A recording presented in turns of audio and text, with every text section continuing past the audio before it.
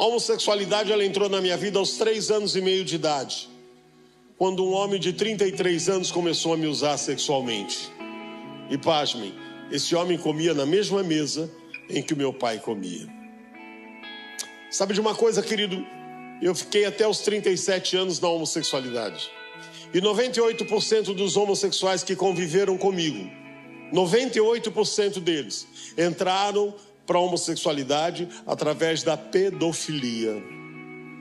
E o pedófilo não é um estuprador. O pedófilo não é um tarado. O pedófilo é alguém que age com autorização do pai e da mãe. Como assim, pastor? O pedófilo, quando ele olha uma criança, ele não põe a mão na criança. Quando ele escolhe a criança que ele viu, ele não põe a mão na criança. Ele procura saber quem é o pai e quem é a mãe dessa criança.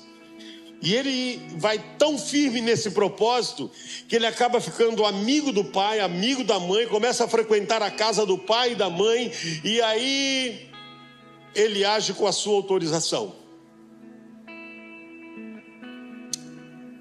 A minha história começa aos 3 anos e meio de idade. Eu sou filho de um pastor da Assembleia de Deus que já partiu para o Senhor há 38 anos. Pastor Expedito. A minha mãe, hoje, depois de Jesus, é a pessoa mais importante da minha vida. Mamãe tem 94 anos, mora comigo. Depois de Jesus, é a figura principal da minha vida. Eu venho de uma família humilde. Meu pai era mecânico, pastor, morávamos num bairro, sou da cidade de Osasco, em São Paulo. Morávamos num bairro muito humilde e era um cortiço e tinham várias casas. Numa dessas casas tinha este homem, este marceneiro que morava na última casa e nós morávamos na penúltima casa. E ele pegando amizade com meu pai todos os dias, bom dia, boa tarde, boa noite. Um dia ele para na porta de casa e ele diz: ô, seu Expedito, tive uma folga na minha marcenaria, aí resolvi fazer um carrinho para o Paulinho. Aí ele deu o carrinho para o meu pai deu o carrinho para mim, eu saí brincando e meu pai todo feliz. Passado mais um tempo, esse homem fez um outro presente, mandou para o meu pai entregou para mim, era um outro carrinho. E passado mais ou menos uns 6 meses, ele falou: seu Expedito, essa semana foi tão difícil na marcenaria, para eu não ficar assim bagunçando, eu fiz uma miniatura do seu caminhão. Naquela época meu pai tinha um caminhão para fazer, para socorrer os carros que quebravam. E ele fez uma miniatura do caminhão do meu pai. E aí quando ele olhou para trás, falou: ah, seu Expedito, mas eu esqueci o caminhãozinho aqui em casa, do lado da minha casa, parede meia. E ele disse para o meu pai: posso levar o Paulinho lá em casa? O que você acha que meu pai disse? Sim ou não? E o que você acha que você diria?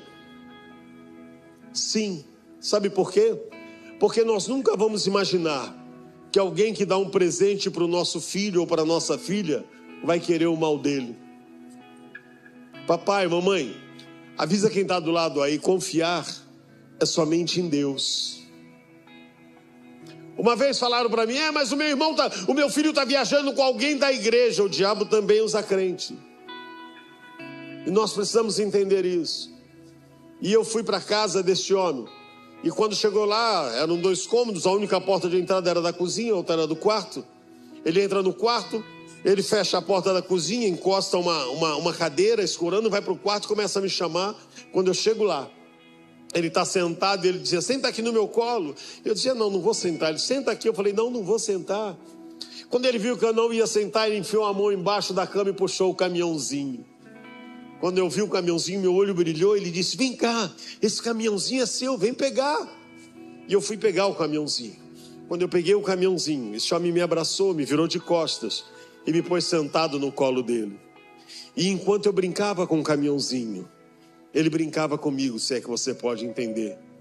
E quando a brincadeira dele acabou, ele disse o seguinte: não conta para o seu pai, porque senão você vai apanhar. Agora eu lhe pergunto, qual é a criança que gosta de apanhar? Eu peguei aquele caminhãozinho, fui para minha casa, entrei na porta da cozinha, fui para o quarto, e meu pai falou para minha mãe: Maria, o nenê gostou tanto do caminhãozinho que está dormindo com o caminhãozinho. Não, eu só estava fingindo que estava dormindo, porque eu estava com medo que meu pai podia olhar nos meus olhos e perceber que alguma coisa estava acontecendo e eu iria apanhar. Esse é o nosso grande problema. Nós criamos os nossos filhos, mas nós temos um lado muito autoritário. Nós somos pai, mas esquecemos que podemos ser amigos dele. Em primeiro lugar, ele tem que saber que eu sou pai. E depois de Jesus, o melhor amigo que um filho pode ter na vida é seu pai, é a sua mãe. Mas como é que eu ia falar isso pro meu pai em 1963? Meu pai era pastor da Assembleia de Deus daquela Furiosa. Já viu a Furiosa? Aquelas do coque que não podia nada. Como é que eu ia falar para o meu pai que o amigo dele estava fazendo besteira comigo? Fiquei quieto. Uma irmã na minha igreja uma vez falou: pelo jeito o senhor gostou, não falou para ele. Eu falei: irmã, como é que eu ia falar para o meu pai em 1963 para 64 que o amigo dele estava fazendo besteira? Nós não podíamos ficar nem na sala quando tinha adultos chegando em casa. Hoje eu louvo a Deus porque nós podemos conversar com os nossos filhos.